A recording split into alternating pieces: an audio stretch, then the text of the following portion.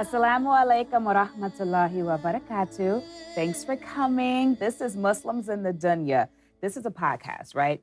But it's all about not the perfect Muslim, because that's not the best Muslim. This is about the striving Muslim. We walk out of our doors and we have that intention in our heart to make sure that he's pleased with us, to stop doing the things that we know is going to make him angry with us. But when I say distracting, this dunya, this worldly world that we live in, that we know is temporary, but when we go outside, it feels permanent. It distracts us. It has us doing all kinds of stuff. So this is created to help you strive a little bit more and to let you know you're not alone in this. We all are striving, okay? So my name is Mo Quick. Thank you so much for coming. I'm so happy to have you. And guess who else I have? It's Moona. This is my baby girl right here. Assalamu alaikum. Walaikum salam. You look adorable. So do you. Girl, you look adorable. Thank you. So I'm happy to have you here, Moona. I'm happy to be here. You know, we've been through life together. We have. Oh We've my God. Up, down, young, broke, paid, Hey. like everything. Everything gone. And the first thing, I don't know how we even found out, but as soon as we met, somehow I knew you were Muslim. And then click. Literally. Period. I don't even think we asked each other. How did we I don't know? remember us I have no asking each idea. other. We were serving We was At- serving. Peter Street. What's the name Yeah, of the spot? Spin. At Spin on Peter Street. It's not Yeah. there no more though, but No. it's just something about feeling that energy because you're around so many non-Muslims all day, every day. So when you meet a Absolutely. Muslim, it's like, sister, where have you been? Yeah, And we were in the same space, you know? we were. We were coming out of school, sort of still in school, trying to find money, not pushing away from our parents, but we both came trying to from, figure it out. who's like, where's your hijabs, ladies? Like, it was just, and we were just living life, you We know, doing a were. little bit of butt We were. shaking here or there. A little bit of. But we knew each other well enough did. to want to encourage the other person. Absolutely, absolutely. You know, something I want to share with you before we get started, because it's like I always think about that moment where I started wearing my hijab again. You know, I always think about that moment where everyone around me knows me not to have it on. So when I put it on, are they going to say something? Are they going to look at me weird? Is somebody going to call me a hypocrite because they know, like, just last week I was doing stuff? But we ain't going to say what. So what is that going to feel like? Especially because in the entertainment industry, we living in Atlanta, Black women with a whole lot of access. We could go anywhere we want. We have been up till 3, 4 o'clock in the morning, club my hopping, goodness. walking straight in, going to somebody's couch, everyone. standing, popping this bottle. Like, the life that people want is being lived easily. So to Absolutely. put your hijab back on and to know that you can't do that with this on. I salute you. Shut Because, girl, that moment in life when you like, do I really want to change my whole life? Because it's one thing to put it on, but to keep it on. Mm. To keep it 'Cause on it ain't and to keep Juma. going. It ain't it's not, Eid. It's not, okay, Girl, it's it's for the Monday. moment. Like, it's not just for Ramadan. Like, you really, like, doing this, like, every day. And you know when you put it on, you got to live different. You can't represent the can't. You hijab can't. like that. You can't. You can't take a shot with your hijab on. How? You can't. How? You- You're going to be looked at as a hypocrite. And you are. You will be You're a gonna hypocrite. feel then. You're going to terrible. feel terrible. Absolutely. That journey, I ain't no lies. Like, it was just a lot. And you know, something you probably don't even know, you inspired me to put my hijab on. You lying. Ask me how. Because one You thing about it, curious? I can tell you a lot. I am so serious. Really? So it was 2 Ramadans ago. I was having some kind of, girl, you know I'm always inviting you to something. Absolutely. And you were like, oh man, you know, actually I don't go out during Ramadan Nope. don't play those whatsoever, games. period. And I was like, damn, am I not supposed to be going out during Ramadan? Because as soon as I break my fast, I'm like, girl, what you doing? What we got going on? Because I'm outside. I never fully embraced Ramadan the way it was supposed to be done. You know, I never cut it off, period, for 30 days. Yeah. That next Ramadan came around, I was like, I'm gonna do what Moona did. Wow. I'm not going out. Why you never told me this? I don't know. I was That's waiting for the moment. crazy. Oh my God. I was waiting for the moment. That's crazy because Ramadan, I don't play about Ramadan. You don't? I don't. I don't care what I'm doing, where I'm working, what friends I have. I'm going to see y'all after these 30 days. It's time to Period. lock in because I look at it as it's only 30 days out the year. And we do so much. You have so much more to do. Even though the Ramadan is supposed to bring you closer to Allah, to your Deen, and you're supposed to like keep going. That 30 days for me. It's okay because you really, honestly, after Ramadan, you are changed. Oh, yeah. But the world is this is what the podcast is about. We have the intention in our heart. We really do. And when we are in sajda with our face to the ground as we're praying, we are crying out loud like, please help me. Bring me closer to you. Because it's hard. It's so hard. But because I never even thought to complete Ramadan in that manner of respect, I didn't even know that feeling of like nothing matters. It's a different, literally nothing matters during that moment. And at the end of that moment, at the end of that 30 days, it's like I'm a baby. Like I'm all the way brand new. I am. That's why even like going back to habits, it's like you feel bad. What you mean? Like after Ramadan, when I go back to my habits. Because you know. Because it's like, girl, like, because you feel so at peace during Ramadan. Like, it's different, literally. You just feel like, wow, if I can do this every day, I can do this for the rest of my life. And you would want to. You would want to. So I'm really amazed that it was you. It was you for me. And it's crazy because after those 30 days, I put that hijab back on, ain't took it off since. It's just, and you've been killing it. What I like, what I love about, what I'm embracing about this entire thing, you've been like killing it with your hijab. You know, because a lot of times, like, I've covered up and I'm like, this don't even go with my outfit. You know what I mean? Yeah. You know, a lot of times too, especially if you're into like dressing up and stuff like that. Like, you've been coming correct. You've been stepping, literally. That might have been my fear with putting it back on. Because when you look around in the masjids, growing up, you either see all black or you see like, and I'm so sorry, astaghfirullah, you see like the homemade Muslim with a whole bunch of random stuff on. Just trying to cover. You got this long shirt that goes with a spaghetti strap. And I'm like, that's not cute. I don't want to be that. Yeah. So how am I going to put this on and still be yourself? How am I going to do it? Like, I used to wear it before, and even the fear of actually wrapping it around your neck. You know, wearing the pin. Like, I would just try to do a turban style, so you couldn't tell. Is she Muslim? Is she just African culture? Like, what's she doing? Because when you actually wear it, like, you're Muslim. There's no doubt about it. There's no question. None. That's a Muslim. And I didn't want that spotlight on me because we are around so many people who don't understand the culture and they assume the worst. Islamophobia is real. It's real. I get death threats in my DMs. You do not. Yes. I don't even talk about it because I've gotten to a point I just block and delete. What do they say? Oh my God. You fake Muslim. Oh, you're not representing, especially during Ramadan. Oh, we know you're going to go back to your ways. Some people say that yes, and these are Muslim people saying these things to me. I used to respond like, okay, only Allah could judge me, you know. I used to respond, but now I just block and keep it moving because at the end of the day, the intention is in my heart. Of course, you know, I want to be closer to my Deen. Of course, I pray every day. Just because you see me, I might do a little, you know. We striving. A little 1, 2, 3. But, like, I don't miss a prayer, and everyone that's in my life knows, like, praying, like, counts to me, you know, and I try. I'm not perfect. Like, even the everyday hijabi is not a perfect woman. It's not the perfect person. And just because you covered don't mean your heart is there. Doesn't mean that. So I've had conversations with people about it, but it's like, you know, Islam shows a woman's supposed to be covered. So a non-covered woman is already automatically being judged, you know? So. But just like you said, who is judging? Because if you're not Allah, and if you are a real Muslim and you're going to tell me how to be a Muslim, then you should know step number 1 is not to judge. Step number 1. What you talking about? Or at least right come at me with like loving words. With loving, you know, guidance. Like, talk to me like, don't come at me any type of way.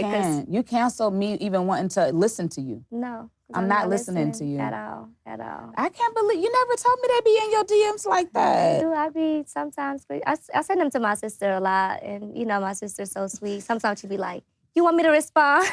Yes, I'm like, so sweet. Which you talking about your baby sister? Because I know you're talking about Yeah. Sweet.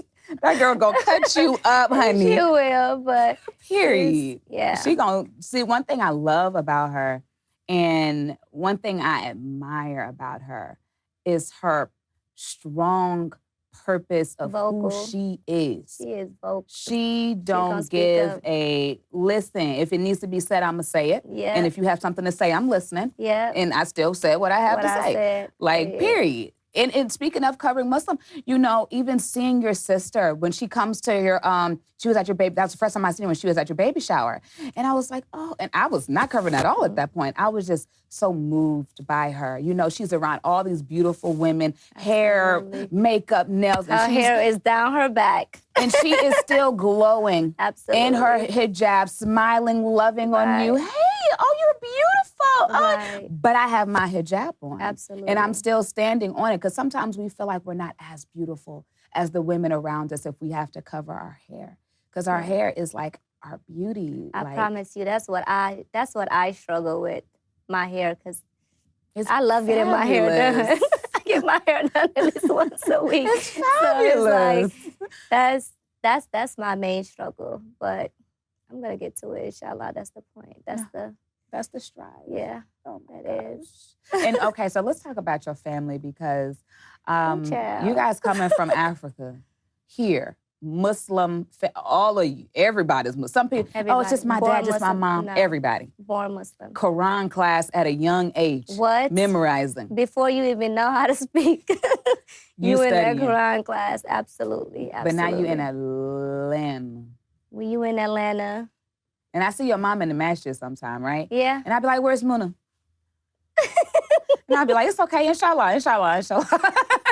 She tells me all the time, your friend was there. Where were you? Because your mama don't hold her tongue either. She's going to say it. Yeah, you're going to see her there next week too. And when I make it, I'll make it. Because you be coming with me sometimes. Because we're not even going to hold nobody. I do. And to me, it's like when you have parents that come to America to give you a better life, and then America takes over, it's like, how do they feel at the end? Do they feel like they still did it?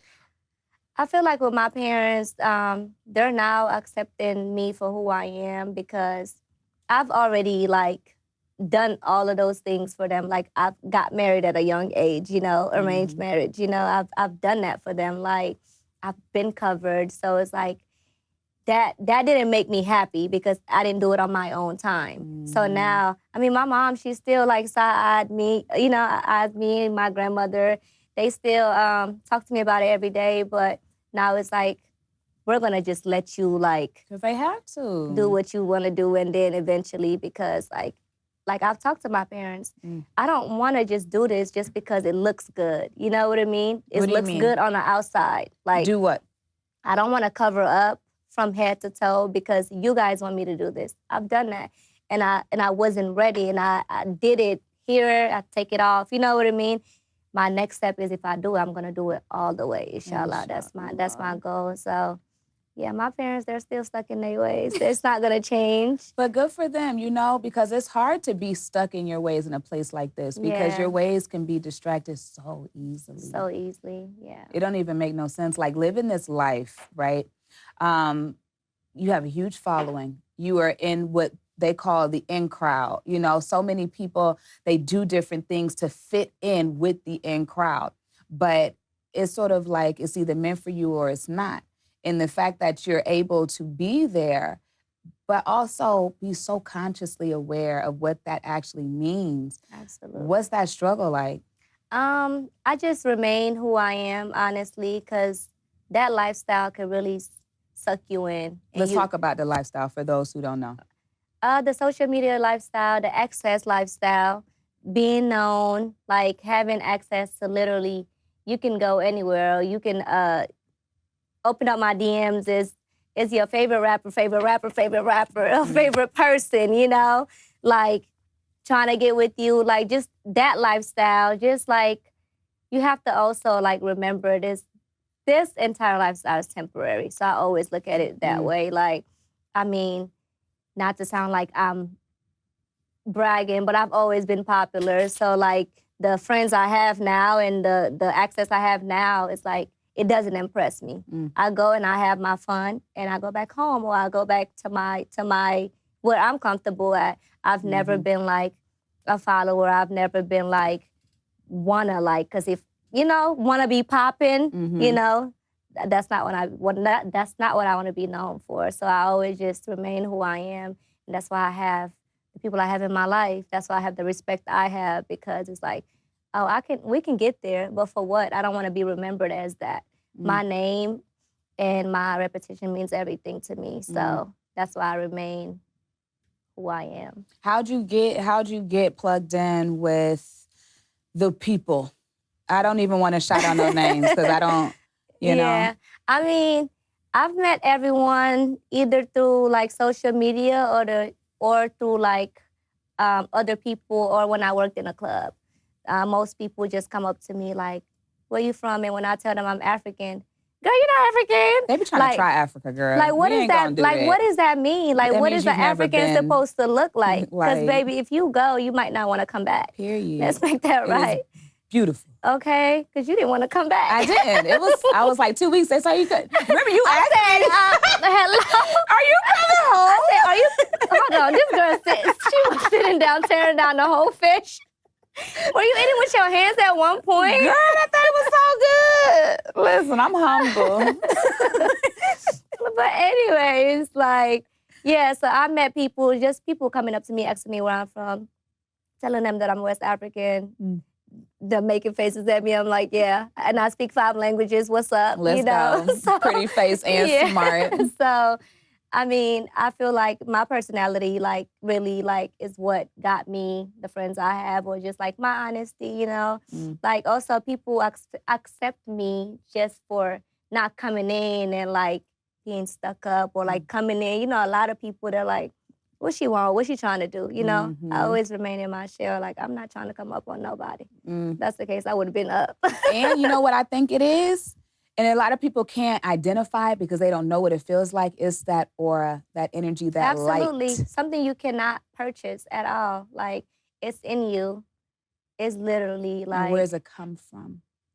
It comes from Allah. When you pray, it definitely says something. And Oh you my don't have to God. say it. It says it. Absolutely. It's like that peaceful feel, like right after you're done and you do your last salam. That's why I be careful what I pray about sometimes. We talked about this. What you pray for? I mean, like, some things I be praying for, how fast my prayers get answered, or how fast... Talk about that. Yeah. So if you really pray, you want to put your hijab on, girl, that thing gonna be up tomorrow. So I have learned, hold on, are you ready for this for real? Like, or are you praying for, do you know what this comes with? Because I've been there, like, I don't want to get upset. We here. But, like, I pray for, like, God to just, for Allah to just show me, you know, if this is what is meant for me, like, show it to me, give it to me. If it's not, remove it peacefully, you know? So, and the things that I thought was the best things for me was removed in my life, you know? Like what? And, you know, I'm not... Be out there. We want to know. Mommy. I'm like, save a life right now because we get so caught up in people. Absolutely, absolutely. No, but seriously, like, I was in a relationship where, like, I was just like, why am I not good enough? You know, like, what's going on? And when I started, like, praying about it, like Ramadan, I said, Ramadan is coming up. I'm locking in, God, before the end of this Ramadan. If this man is meant for me and this man is meant to be my husband, because I was engaged to be married, if this man is meant to be with me for the rest of my life, please bring us closer. You know, if it's not, God, please separate us. What Allah do? What? What? Tore y'all apart. Allah said, get out. And the crazy thing is, Allah's been showing me signs, you know, for years. But, you know, he's never going to come down and be like, Moona, I need you to... flick your forehead. You know, but, like, Ramadan was so tough to me. And Allah knows how locked in I am in Ramadan. And the things I was going through during that month, it's like, you don't tolerate this for nobody during Ramadan. And that was like the toughest things I've been through, like during that month of Ramadan with that man. And it was just God, like every day was like getting worse. Every day was getting worse. And every day I was praying about it. The last thing that literally happened, I was praying. I was praying Isha, and that was the last thing, and that was my last straw. So it was just like, I remember you telling me about what else? What else can I show you? You know? So. And it's crazy because at that moment, why were we going through the same exact thing? That's crazy. The same exact. How? Who could have like created that? I remember when we had the conversation, I don't even know who called who. In the morning, you called me and I was like, hello, I'm half asleep, girl. You had me sitting up bawling out of my eyes. I snotted on my pillows and I was sleeping alone because he was downstairs. My ex-husband was downstairs. As you're going through it, I'm going through it. But we had to find a new house together. And couldn't even find a house for a long time. Oh my God. And both with people who did not respect Allah, knowing how much we loved him. You can't even get yourself in that situation. It's never gonna work. It's never gonna work. And I hear my parents always say, first thing, if they're not Muslim, we don't even want to hear about it, you know? But to not be Muslim and to also not be from like my culture, because you know culture is really big where I come from. It's like the two of the worst things. It's like, but I always had hope, you know? It's like you're trying to force a shoe that don't fit your foot. At all. Especially if you feel like this is my family now. Especially if you had a child with this person. Baby, had a home. Furniture that you chose. What I'm gonna do with all this furniture? What? You know how much my storage unit costs? And I'm paying girl. It's something that you really want to fit, but if you don't start from step number one, are they sharing your beliefs? Because if they share your beliefs, a lot of the issues you're having, you will not have them. Nope. And I know because we live in a place like Atlanta and we are sucked in an industry like entertainment, in the hip hop world, in this space where and we make it look so good. Can we just say that? You're supposed to look like this. That's the words coming out of my mouth. It's supposed to look like this. Yeah. So I need to get that, right? And I'm looking around like, why does this don't feel right? That's okay. I'm just gonna try harder. It's me, obviously. Right. You're the problem. It's not ever gonna work for you. No. How did you build up the endurance to stop a life that you knew for a fact no one would understand? You got the life, you got the mansion, you got the Tesla. Why are you leaving it? Because that wasn't hugging me at night. It wasn't fulfilling. It was good on the outside. It looked good, but I was crying myself to sleep. I was crying in my close friends' arms. You know, even the closest friends didn't know what was going on because you're looked at as, yo, you got it going on. What? I would take that. You know what I mean? And it's like that people would never understand because they're not in your home, especially when you've already painted this picture. How can you open your mouth and tell somebody, girl, this is what's going on? We got matching outfits on Instagram. It got thousands of likes. I can't take this down. How when your engagement went viral? Like, how? When girls are writing you every day. Oh my God, sis, goals. Hashtag goals. Hashtag God, baby. Make sure you invite me to the wedding. Don't even know you. Like, yeah, but it's like, I just had to remember, I honestly did it for my kids. I didn't even do it for me, because if it was for me, I probably would have still been there, you know? Wow. I did it for my kids. When I did it for when my son started asking questions. When sometimes I didn't come out of the room for like a week or two, you know? Like when my son knocks on the door and I'm like, just go downstairs, I already made you food, you know, or whatever. Or like, just commotion. I didn't want my daughter to grow up in that, basically. And you know, a lot of times, I'm not blaming my partner for everything, because it takes two, you know? So when you're in a toxic situation, you become toxic yourself. You become closer to God. I think you had to go through that. Yeah, so I went through it, and I believe that's the only way that I could have got through it. You know, my English. It's a second, third language. So I had to go through it to get through it, basically. You had to. And it got me through it. And looking back, like, I probably wouldn't change anything. I You swear. couldn't. I would not. You were And so strong. yeah, so, but that moment, I got so close to Allah, and it made me, I had lost faith at one point. Literally, like, what is going on? Why is this man not, I'm praying for this person. You know, I'm praying for us to be like the best together. And every time we get close, it clashes. You know? And it was because this is not your person. We gotta literally look at those signs. You know what? Let me say something, because that is actually on my list, that moment in your life where you felt like my faith in Allah is being tested right now. And it's usually when you're praying for something and it's not coming to you. And then you look up and you're like, well, are you even there? Are you even listening to me? You know, but then when we go to places like Jummah, or we hear khutbahs online and we hear the imam saying something when they're like, talking to you. Girl, when they literally saying sometimes Allah is answering your prayers, but you don't want that answer. That's not the or answer. Sometimes he's holding on to what you want because it's not in this life you're going to get it, it's in the next life. Absolutely. But when he wants you to have it, you're going to have You're gonna have it. You're gonna have it. And it's crazy because it's a lot of things I wanted to do while I was in that situation. It's like when that situation ended, it was like the door just opened up for me. I swear. It was like, wow. So you telling me if I would have just you left a telling little me early. if I would have left like 3 years ago, I would have been up right now. Because when you have faith in him, he's my going to hold God. you. He got you.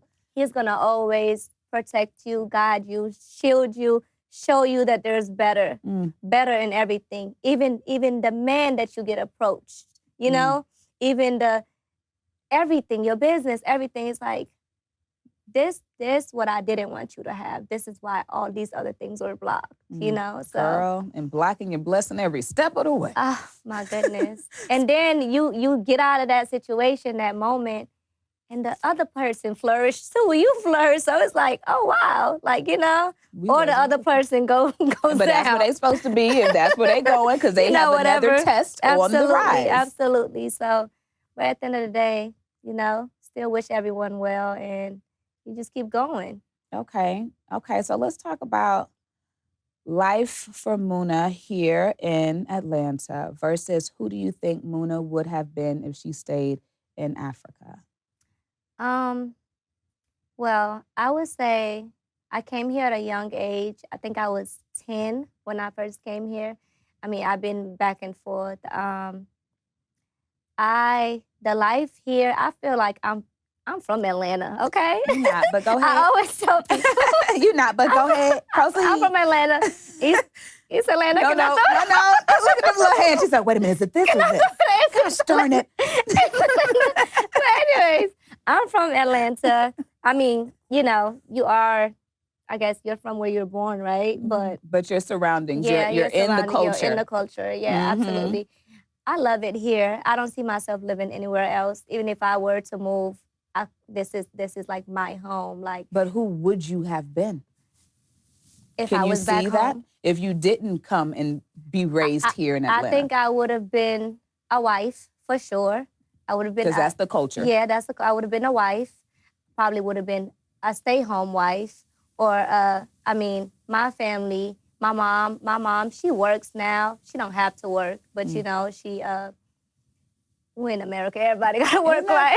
It's just something about working hard. Yeah, but my grandmother never had to work. You know, I would have been like, because back home, you're a wife. You're a kept woman. You know, like literally, you're not missing anything. You have a driver, a person to cook for you, person to do I would have been that if I was back home.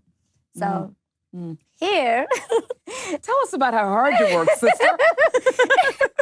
Here in Atlanta, I remember one time I had like 3 jobs. At one point, you was working one job while you was at your job. Girl, I worked so hard one day. I fell asleep at the red light and I got woken up by the police. Literally, the light was taking forever. And I'm like, I'm dozing off. Let me just put my car in park. I parked my At car at least the you're red safe. light because I didn't want to, and I got woken up by a police car beating on my door, Wow. thinking I was drunk. Back then, I didn't even drink. I didn't even know what a drink was, Wow. So as I'm like wiping my eyes, telling them, hey, I just came from work, from another job to another job. I was at T-Mobile, I was at Spin, and I was at the court. I was on the, oh my God, 4 jobs, the court, and I was at the club. Girl. So I was leaving work at like 5 a.m. to get home to take my son to school. Yes. Mom. So, yeah, Atlanta and back home, I would have been two different. And it's funny because the other life sounds like, oh, it's a beautifully amazing. And you talking about you ain't leaving, you from here. Why you want to work so hard? It's not that I want to work so hard. I like what I've experienced here, because even now, I don't care who marries me. I'm not gonna be home. I don't like to sit at home and just take care of kids and cook all day. I could do that. It comes with it, but I like to make my own money. Why you want to be independent? Why we all want to be independent? I mean, I don't have to go hustle, but I like the field that I'm in. I love what I do, and I don't see myself doing anything else unless someone come in that really, that make it make sense for me. But I'll still probably teach a class or two, Like, I don't want to be a housewife. I don't want to be home waiting on my husband all day. You're right. Wiping the table, can't wait. And I've been there. Yeah. I've been there too. I've been married to where I was in college. I was a housewife, literally didn't even have to drive to school. Came home. I was not happy.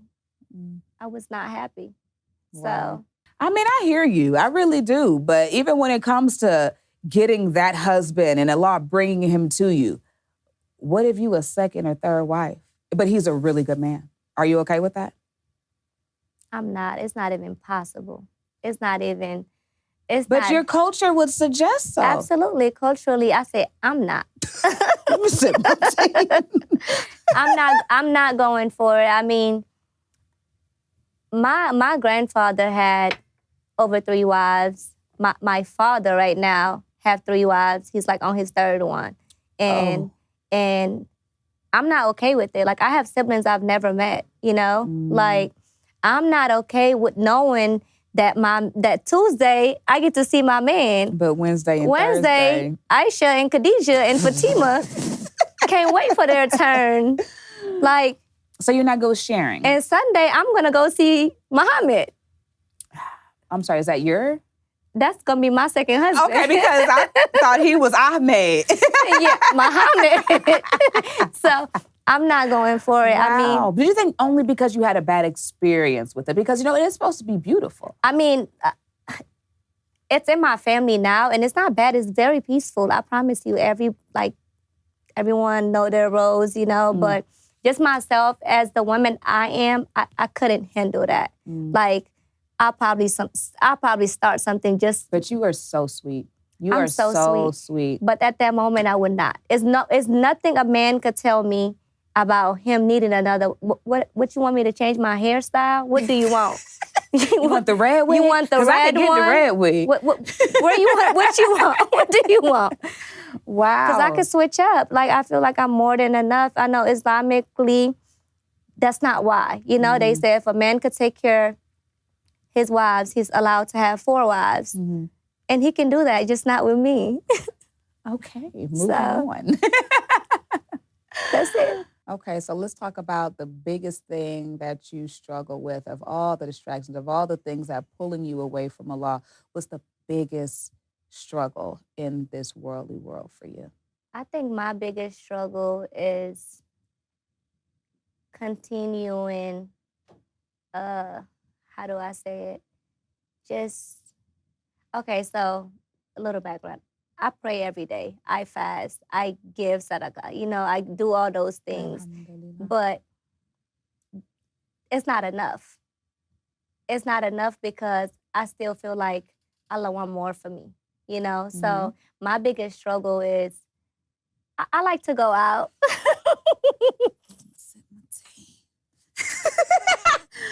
You do. I like to go out, not necessarily clubs. I love to travel. I like, You do. yeah, and you know I do. I know. I like to go out. I like celebrating life. I like to travel. I like to dress a certain way, like covering my hair and putting an outfit is not gonna complement my outfit to me. I'm not there yet, you know. Inshallah, one day that's the plan. But not even the attention that I get from it. I like to have a good time. I have a great time, and I come home and I'll pray. And as you should. And I go to sleep. Because you're still striving. Absolutely. So. And you strive hard. I really do. I really do. You really do. So, I mean, I feel like everyone that knows me knows I'm Muslim. I rep it. I rep it to the core, even though some people like, girl, so where your headpiece at? They always ask you questions that they think you're supposed to be doing. Right. Like, don't let them think you eating a pepperoni pizza. Oh, my God. It's over with. I'm like, how you know more about being Muslim than me, friend? Right. So when it does come to your struggles and your battles, and, I mean, your sister who is left from Umrah, covered from her head to her toe, your mom at Juma every day, and, you know, you learn the Quran at such a young age. Like, what do you feel like is going to be that turning point in your life where you just give it all up? The other day I was like, God, send me a husband. A man. Girl, leave my room. Get out my seat. No, I'm not finished. Let me finish. Okay. Not a man, because a man won't do it. Okay. Send me a Muslim man. Send me a man that's going to lead me and guide me, not make me. Send me somebody I can literally, it don't even have to be a man. It could be a woman, but not like that. No, I wasn't going to say that. Now your face. You know, I think my biggest struggle too is I'm not surrounded, my surroundings. Like if I was like kicking it with Muslim sisters every day, like if you was available all the time. Don't put that pressure on me.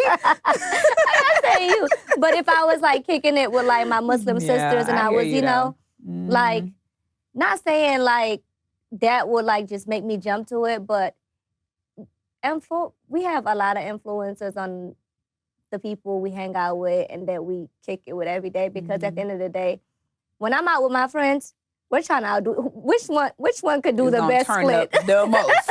Right. Yeah, I could turn up more than you. Watch me twerk that. Let me show you what I can do. Yeah, it's true. It's true. But that's just the honest. And I mean, that's hadith. You know the hadith about the perfumer. Like if you hang around perfumers, what you gonna smell like? Exactly. Perfume. You have to make sure you surround yourself. Going to Juma every week is so you can congregate, so you all can pull each other up. Absolutely. Because it's so and distracting. you know the day that I found out I wasn't really in the Muslim community that much is that day I tried to sell. You tried to sell. It's the day I went to Juma and I tried to sell my products outside the. And everybody was looking at you like, They said, who is this? They was buying a ghost from the next person. While looking at you pulling out their money. Like, what? I mean, all the men came. They all came. Girl, that man was not playing that day. They said, sister, are you with somebody? Are you with somebody? It was like a lie. But all the women, it made me, I went home and I literally questioned my whole life. And I told my mom, baby. and I was just like. Because your mama be there. Yeah, my mom was like, my mom is so, like, she's like honest as it comes. She said, well, how you expect them to know you when they don't know you? And I'm like, but I've been there a couple of times. I go, you know. She said, you go and you leave, you know? And I'm like. Yeah. But it's good that you sat back and you started questioning. Without that self-reflection, you can't be better. Absolutely. Yeah, so that made me realize for me to be part of the Islamic community, I have to be literally part of the Islamic community. So you mean you gotta show up? I gotta show up. I gotta celebrate my sisters, my brothers. Not, you know, Yeah, but the world, it gets distracting in that sense. You know what I mean? Like, the reason you leave is because you have something to do right after. The Absolutely. reason you don't show up that one because you had something to do that day. Absolutely. And it's like, okay, it's not that welcoming either. Sometimes the Muslims can be a little snooty. You really wish that we did live by Prophet Muhammad, peace be upon him's guide, because he was embracing to even those who threw trash on him, those who mocked him, welcoming you with open arms. Even Prophet Jesus, peace be upon him, he's washing feet when he don't have to do that. Right. If only we could be that humble and less judgmental, and know that's where your blessings are gonna come from. Absolutely. Not when you're doing the right thing and you praying all night. Okay, but how's your character? Who have you hugged and helped along the way? Absolutely. And I hear you on that. And no, it's not welcoming. Honestly, you remember the first time I told you to come with me and I was all the way in the back? And you said, why are we sitting back here? And I'm like, girl, that's where I be in my little corner. Because I was like, I don't know nobody. I just put my hijab back on. Before that, I haven't been to Juma in years, except for if it's Eid, and that don't count because it just randomly fell on Friday. Right. But I did not know how to be in the community because that's not where I usually am. I'm usually hosting this club or doing that thing, or so I'm like, in the corner. Salam alaikum. Right. You can't even say your salams out loud. Because it feels weird. Yeah, Is that crazy? Yeah. What you about to say? I was going to say, with me, I don't feel weird when I go there. I just stay to myself because I'm not I've never been the person to approach people, So I go, I do my prayers. You feel like salams is approaching? That's why you don't say assalamu alaikum. I do. I say assalamu alaikum. Oh, you just keep walking. Yeah, if we lock in, salaam alaikum. And your eyes look at me. Now, I've had a sister say, hi, sister, come sit next to me, Really? Yeah, one time. Girl. Make it clear. So, but, I don't know. I feel like if I was like a leader in that environment, I'll be more embracing, more welcoming for sure. But you can't be a leader with not... I'm not talking about me. I say if I was. If someone was there who's there consistently enough to know there's a new Muslim who I haven't seen before, let me hug and love on her. Let me introduce her, So I wonder why it's not like that. But then too, it's like, whose responsibility is it? You know what I mean? Yeah. The woman who holds the door open, the woman who tells you to pull your dress down, sister, the woman who fixes your kemar for you. With the lady who just come around, she'd be like, I wonder if that's her. Are you the welcoming committee? Because somebody needs to go around and connect those dots. And maybe if I go enough, I would want to take on that role, knowing how it feels. I think that's a good role to have for sure. It has maybe to come we can a blessing. Try it. Girl, okay, what's my next question? Moona, what does being a Muslim mean to you? Oh my God, being a Muslim means everything to me. Like, I can't wait to tell people I'm Muslim. What do you think it says about you when you say it? I feel like, I might be judged. I feel like being a Muslim, you automatically earn respect from the people that knows about Islam. Why do you feel like that? Because Islam is one of the toughest religions, It's like you're either this way or you're that way. What does that mean? What are you doing with this? I feel like, when you're Muslim, I feel as a Muslim, like my heart is pure. To me, as a Muslim, I want the best for the next person, whether you're Muslim or not. Like, I give sadaqah. Like, I will give you, if I have this little bit of tea, I would split it 4 ways if I have to, Being a Muslim is knowing, to me, that today, this life is temporary. This is not the life. We're here as a test, So being Muslim, it goes so far from just the way I was raised, like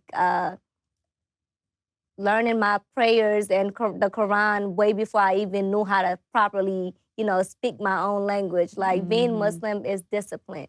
Girl, start with that. Being Muslim is discipline. So it's not easy. It's not. And it's not meant to be easy. And it's not. It's because the reward for being disciplined takes a lot. It takes a lot. You can't just get that with doing whatever you want to do. No, you cannot. And that's why I feel like I'm a striving Muslim woman, you Yes, know? ma'am. So, not perfect. Mm. So, when you judge me, judge yourself. Look yourself in the mirror and say, yeah. I can do better. Because once you judging, that's the weakness that you have. Absolutely. Now work on it. The moment you see somebody not doing well and all you want to do is hug and squeeze on them to help them, that's how you know you're moving in the right direction. Absolutely. And even I stop myself from judging all the time because I can hear the words formulating in my mouth. And just like when we about to talk about somebody, we both say, astaghfirullah, and we would just walk straight past it. We look at each other. We're like, no, we're not doing this, not today, because we are just that self-aware. Absolutely. And it's a natural thing, you know, to want to judge. It's very natural. Yeah. But so is wanting to have a good time all the time. You know, these desires that are actually within us, God gave them to us so that we can choose him over and over again. Absolutely. So if someone is coming up to you, they found out you're a Muslim, they know nothing about Islam, what's something you want them to know?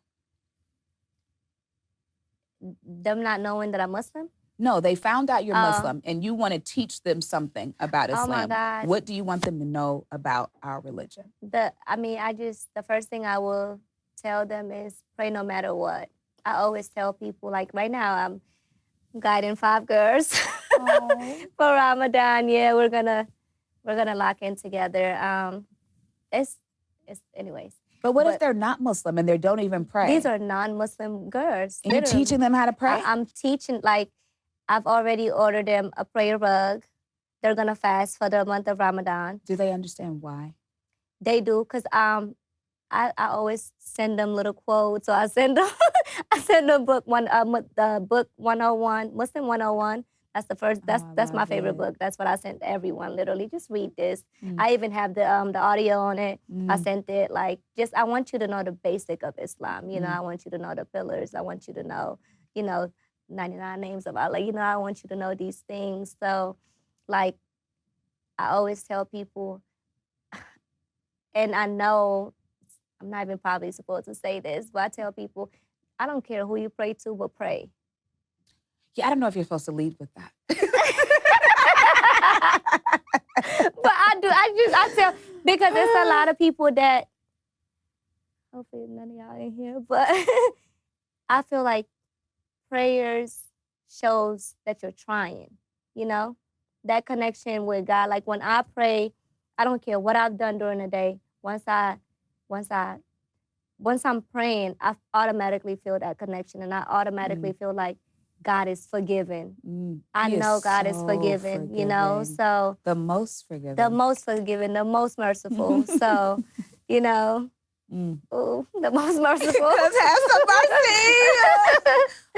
Yes, and I've gotten through my toughest battles with him, and he's never gave up on me. So I always tell people, like, prayers are literally it.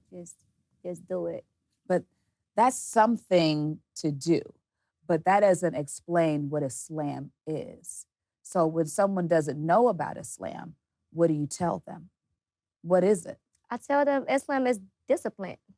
If I'm answering your question, so going back to being a Muslim. So Islam is discipline. Is discipline. That's like the best way to describe it, because you have to be disciplined in order for you to grow into Islam. I feel like you will be lost, seriously. Wow. That sounds so tough, though. Most people said love. Can we just say love? It is love, too. It comes with love, but love also comes with discipline. Ooh, and that's every kind of love. Absolutely. Yeah. Yeah, so. I love that. I mean, like, for real, love is discipline. Love is discipline, because it's not perfect, you know? Yeah. So you have to try. Wow, girl. You got a little deep right there.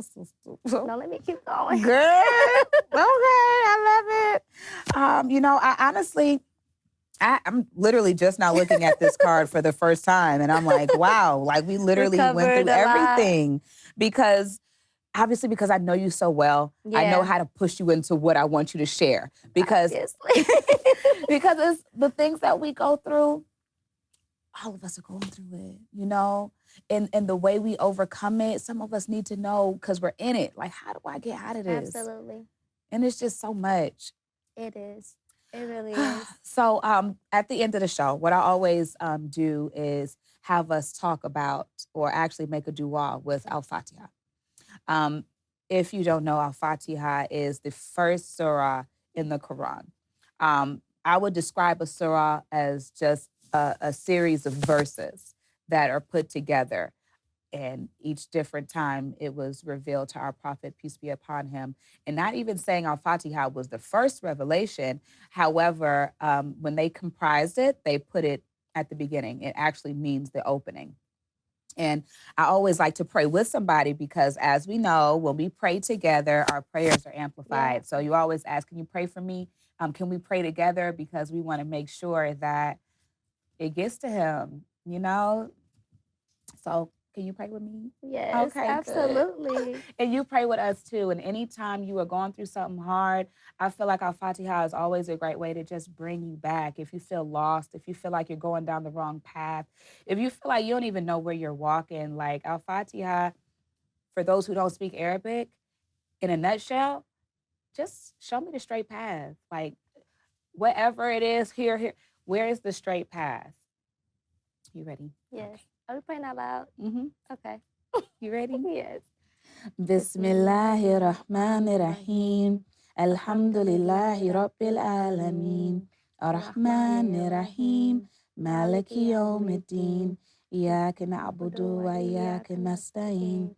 Ihdina as-sirata al-mustaqim. Sirata alladhina an'amta alayhim.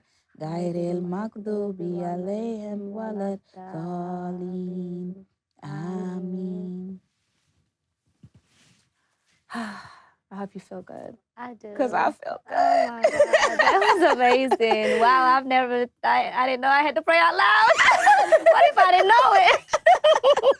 What if I didn't know I love her. Thanks I for would've been here like- coming. Don't think that I haven't had no guest sit in the seat and do that. It's okay though. You know, I tell people all the time, if you don't know what you're supposed to say, if you're a new Muslim, cut on YouTube. Okay, let YouTube Absolutely. guide you. It's Just okay. like you listen to that Beyonce. Cut on YouTube. Let it keep playing and playing. Yeah, absolutely. Keep striving. Keep striving. Absolutely. Thank you for coming. Everyone, you're welcome. Thank you for anytime. sharing and uplifting and inspiring. Absolutely. Striving Okay. Muslims. The best Muslim is not the perfect Muslim. The best Muslim is the striving Muslim. So no matter how far you think you are, no matter how bad you think you are, if you find yourself pulling away from Allah, it is you who's pulling away, because Allah is always going to pull you close to him, just like a mama. There's nothing that you can do to make him stop loving you. God loves you so much. So keep striving. Assalamu alaikum.